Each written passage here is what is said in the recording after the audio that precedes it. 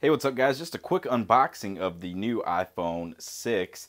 I was going to get the iPhone 6 Plus, but unfortunately they are not going to be at AT&T stores where I was going to get it, and I'm not located around an Apple store. However, I did get a chance to get my hands on it, and it really is a nice phone. The display was just outstanding. It was a hair big, but still I have pretty big hands and I could reach the top, but it was a long stretch. But other than that, let's just go ahead and I'll unbox these two iPhone 6s here. I have a space gray and a silver. I'm actually not sure which one is which because they both have the same kind of white box, and on the side of them they say iPhone.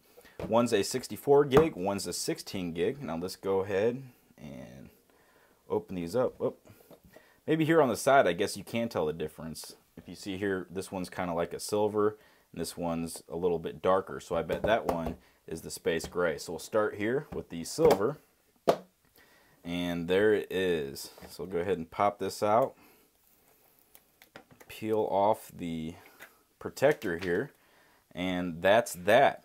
Now real quick, let's take a look around the iPhone. As you can see, on one side we have the silent and the unsilent button. Then we have the volume rockers right next to that. On the bottom we have the headphone jack along with the charging port, and then we have kind of like a speaker right here, and it's kind of similar to what you would see on the iPhone 5C. Over on the other side, they now have the power button and the home sleep button on the side. Nothing is no longer on the top. Over here on the back, we can see the camera and the sensor right there next to it, and it does stick up. And it just sticks up just quite a little bit, but I have some cases here that I'll try on to see if that will be protected. So let's see what else here is in the box. We have just a normal, I think, instruction manual, and of course some Apple stickers. And we have the charging and charging cord, and then we have the Apple earbuds. So that's that. Let's go ahead and we'll look at the space gray. Here it is. Go ahead and just take that off. And here's the space gray, same as the silver, just gray. You see it has these lines on the back. I think those are to help with reception and things like that. But real quick, I'll just go ahead and set one of these up, and I'll just go through some of the things on there. Okay, before we jump into looking at the screen and some of the apps and just how the display looks, I wanted to show you the iPhone 5S just for comparison here. I'll go ahead and just kind of line it up there so you can see a comparison about how much bigger the actual phone is. Let me turn it sideways here so you can see it. It's noticeably bigger, and it actually feels better. I was just setting up my account and I could actually text a little better. You can see I have probably, I don't know, pretty big thumbs, maybe little thumbs, but they would get scrunched, and after a while you kind of get that thumb that kind of kinks over like that, and then it starts to hurt, you know, if you type a lot on your phone. This was more spread out and comfortable. Also, the rounded edges make one heck of a difference. Between holding this and holding this, the iPhone 6 just feels a lot better. I did forget to point out though, this is the AT&T version, and it does have a SIM card here on the side. It takes a nano SIM. So I'll be experimenting with what other companies this will work with right off the bat. Okay, so let's just go ahead and slide to unlock. First, you can see just as this screen, once again, let me compare it to the other iPhone. It's much larger, and it's awesome. I mean, especially if you're blind.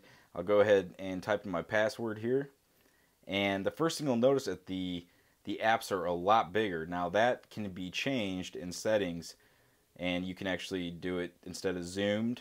I can have it standard, and I'll go ahead and now watch. I just reached for that start. My hand was a little bit, you know, I'm getting used to. I'll just go ahead and use standard so you can see what that looks like.